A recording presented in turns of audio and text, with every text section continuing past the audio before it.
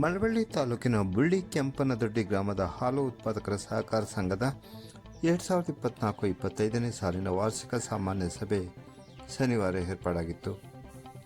ಸಾಯಂಕಾಲ 4:30 ಸಮಯದಲ್ಲಿ ನಡೆದ ಸಭೆಯಲ್ಲಿ ವಾರ್ಷಿಕ ವರದಿ ಮಂಡಿಸಿದ ಕಾರ್ಯದರ್ಶಿ ರಾಜು ಅವರು ಸಂಘವು 2024-25ನೇ ಸಾಲಿಗೆ 50,380 ರು ನಿವ್ವಳ ಲಾಭ ಗಳಿಸಿದೆ ಎಂದು ಸಭೆಗೆ ವಿವರಿಸಿದರು.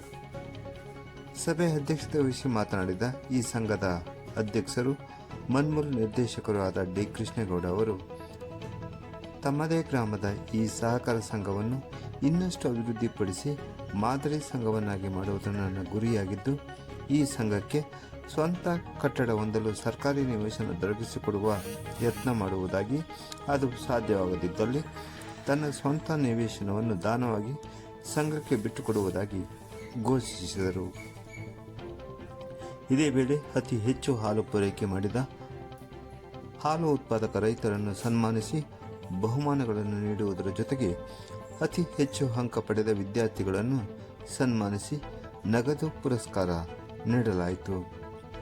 ಮನ್ಮುಲ್ಲಾ ಮಳವಳ್ಳಿ ಉಪ ಕಚೇರಿ ಮುಖ್ಯಸ್ಥರಾದ ಡಾಕ್ಟರ್ ಸದಾಶಿವ, ವಿಸ್ತರಣಾಧಿಕಾರಿ ಶೋಭಿತ್ ಕುಮಾರ್, ಉಪಾಧ್ಯಕ್ಷರಾದ ಅಸ್ಲಂ ಪಾಷಾ, ನಿರ್ದೇಶಕರಾದ ನಾಗರಾಜು, ಕೃಷ್ಣೇಗೌಡ, ನಂಜುಂಡಯ್ಯ, ಆತೀಫ್, ಬೋರೇಗೌಡ, ವೆಂಕಟೇಶ್, ಯಮುನಾ, ಸುಕನ್ಯೆ, ಬೋರೇಗೌಡ ಮತ್ತಿತರರು ಸಭೆಯಲ್ಲಿ ಹಾಜರಿದ್ದರು.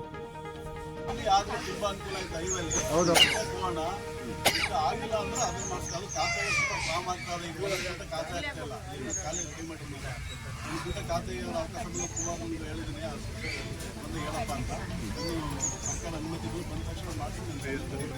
ನಮ್ಮ ಒಂದು ಸಮಿತಿ 2 ಮಿಷನ್ ಬೇಕು ಅಂತ ಕೇಳಿದ್ರು. 2 ಮಿಷನ್ ಕೊಟ್ಟಿದ್ದೀನಿ. ಒಂದು ಸತೀಶ್, ಒಂದು ವಸೀಫ್, 2 ಯಂತ್ರ, 2 ಟೆಂಡರ್ ಹೋಗಿದೆ. ಬಂದ ತಕ್ಷಣ ನಮ್ಮ ಗ್ರಾಮಕ್ಕೆ ಅದನ್ನು ಕೊಡ್ತೀನಿ. ಎಲ್ಲ ಒಪ್ಪಿಟ್ಟು ನಮ್ಮ ಗ್ರಾಮವನ್ನು